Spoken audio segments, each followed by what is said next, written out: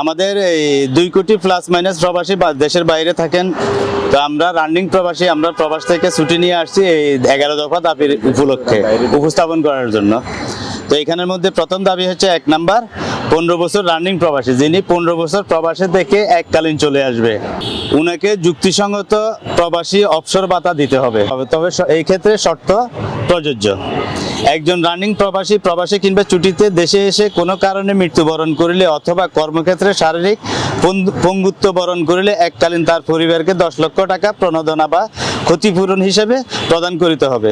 3 number, কোনো প্রবাসী মৃত্যুবরণ করিলে ওই প্রবাসীর লাশ রাষ্ট্রীয় খরচে এবং রাষ্ট্রীয় ব্যবস্থাপনায় দেশে ফেরত আনতে হবে এবং মৃত স্বজনদের নিকট ওই লাশ বুঝিয়ে দিতে হবে।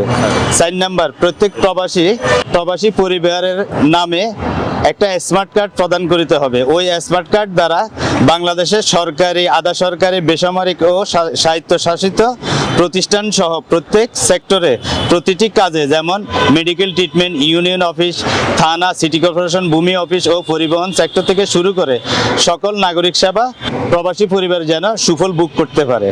5 নাম্বার, শুধুমাত্র পাসপোর্ট ও ভিসা কপি অথবা আকামা কপি ব্যবহারের মাধ্যমে সকল প্রবাসীকে সহজ শর্তে প্রবাসী কল্যাণ ব্যাংক এবং সরকার নিয়ন্ত্রিত ব্যক্তি মালিকানাধীন বা অন্যান্য সরকারি ব্যাংক সমূহের হইতে বিনা সুদে অথবা সহজ শর্তে হাউস লোন, ব্যবসায়িক লোন প্রদান করিতে হবে এবং কোনো প্রবাসী কর্মসংস্থানের উদ্দেশ্যে বিদেশ গমনকালে ওই লোন যেন নিতে পারে।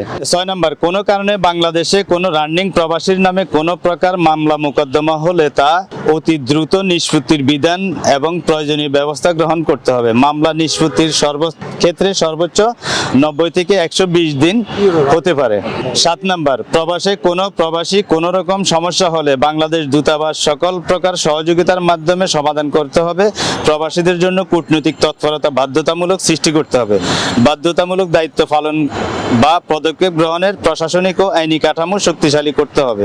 8 নাম্বার, অসুস্থতার কারণে কোনো প্রবাসী দেশে আসলে বাংলাদেশের সকল সরকারি মেডিকেলে উন্নত চিকিৎসা প্রদানের দাবি জানাচ্ছি। 9 নাম্বার, প্রতিটা প্রবাসী পরিবারের নিরাপত্তা ও প্রবাসী পরিবারের সামাজিক এবং রাষ্ট্রীয় নিরাপত্তা নিশ্চিত করতে হবে। প্রবাসী পরিবারের সামাজিক ও অর্থনৈতিক নিরাপত্তা নিশ্চিতকরণের লক্ষ্যে রাষ্ট্র বা সরকার উপযুক্ত নীতিমালা ও কর্মপন্থা তৈরি করিয়া তাহা যথাযথ বাস্তবায়নের ব্যবস্থা গ্রহণ করতে হবে। 10 নাম্বার, এয়ারপোর্টে কোনো প্রকার লাগেজ ক্ষতি হলে প্রতিটা খালি লাগেজের মূল্য 20,000 টাকা 7 দিনের মধ্যে দিতে হবে এবং লাগেজের ভিতরে কোনো মালামাল চুরি হলে প্রতি কেজি মালামালের মূল্য আমরা 20,000 টাকা করে বিমান কর্তৃপক্ষের নিকট দাবি করছি এবং 7 দিনের মধ্যে তা দিতে হবে। বিশেষ করে এয়ারপোর্টের যে ট্রলিগুলো আছে, এই ট্রলিগুলো আমরা পার্কিং এরিয়া পর্যন্ত নেওয়ার ব্যবস্থা চাচ্ছি, কেননা এয়ারপোর্টের সামনে যে গ্রিলটা দেওয়া হয়েছে ওই গ্রিলটার কারণে আমাদের লাগেজগুলো নিয়ে গাড়িতে ওঠা অনেকটা সমস্যা হয়, যার জন্য আমরা চাচ্ছি যে পার্কিং উন্মুক্ত করে দেওয়া হোক। 11 নম্বর, অভিবাসনের ক্ষেত্রে বিদেশ যাত্রা হয়রানি প্রতিরোধ করতে এবং বিমানবন্দরের জটিলতা ইত্যাদি নিরসনে প্রয়োজনীয় সংস্কার ও কার্যকরী ব্যবস্থা গ্রহণ করতে হবে। প্রবাসীরা বাংলাদেশে আসতে এবং বিদেশে যাওয়ার ক্ষেত্রে বিমানবন্দরের যেই সকল অনাকাঙ্ক্ষিত জটিলতায় পড়েন বা তার স্থায়ী নিরসন করতে হবে এবং প্রবাসী বিদেশে গমন সহজ ও শৃঙ্খল করার কার্যকর বিশেষ ব্যবস্থা গ্রহণ করা ও তৈরি করতে হবে। এবং বিশেষ করে আপনারা জানেন যে আরব আমিরাতে 57 জন প্রবাসী ছাত্র আন্দোলনের সময় অ্যারেস্ট হয়েছেন।